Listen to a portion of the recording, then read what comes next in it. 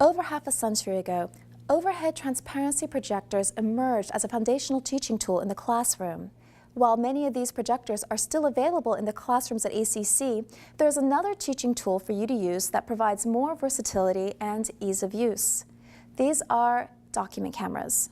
There are two types of document cameras available for checkout at the Campus Media Center: the Lumen's Ladibug DC120 and the HoverCam Solo 5.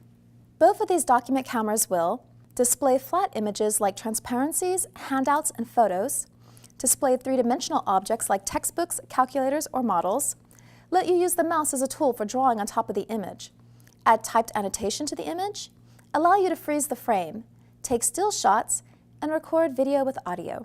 Most classrooms at ACC already come equipped with a video projector and a computer, and these are all you need to use either the Ladibug or the HoverCam.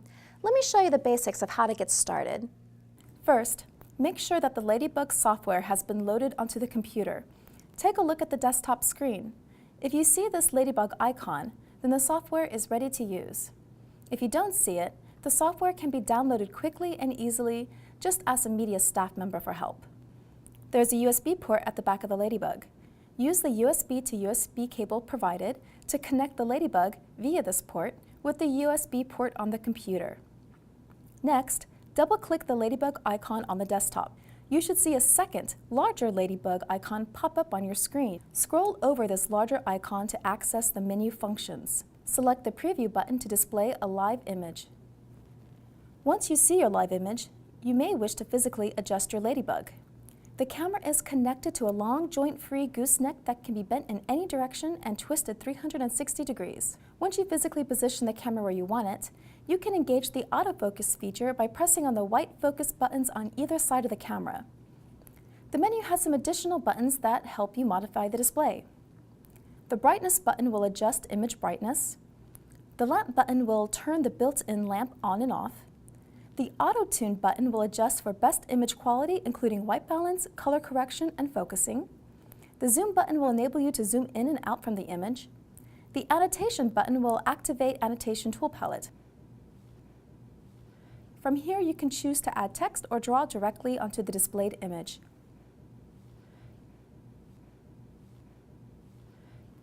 The freeze button will lock the camera image, which in turn allows the user to make changes unseen until the freeze button is released. Your live image can be minimized if needed. To power off, simply close the program in the normal way. There is a USB port on the back of the HoverCam. Connect this port to the computer's USB port via the USB cable provided with your camera. Don't leave media services without it. Once connected, the HoverCam will automatically begin uploading its software from the device to your computer.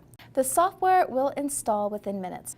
Upon completion, double-click the HoverCam icon on your desktop to begin using the document camera.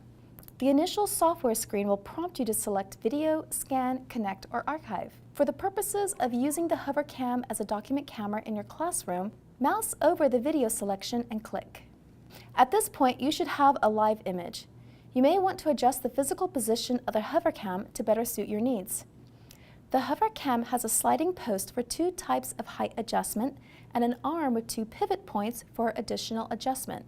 You can move and adjust the camera as suits your purposes, such as capturing small details up close, extending the post to capture a large document, or pivoting the camera up to capture people. At the base of the HoverCam, there will be additional buttons for autofocus, zoom, and capturing still images.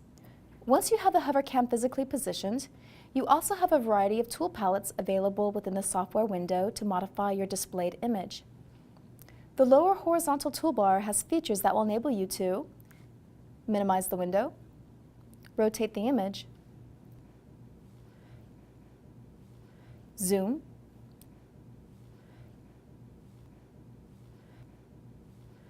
go full screen, freeze your image, activate the annotation panel. The right-hand vertical toolbar has several annotation tools, including freehand drawing, inserting arrows, creating opaque or clear boxes, and adding text.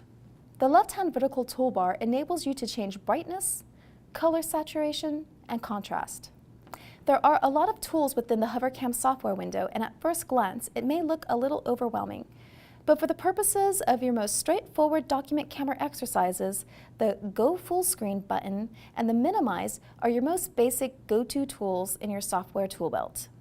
To close, simply close the program in the normal way. Both the Ladibug and the HoverCam are available for checkout at your campus media center.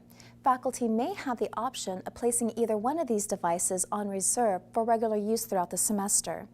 We've only briefly touched upon the potential uses for these document cameras. Additional functionality includes webcam and video recording abilities. To learn more about these devices or for a one-on-one tutorial, please speak to a staff member at your campus media center. We are here to help.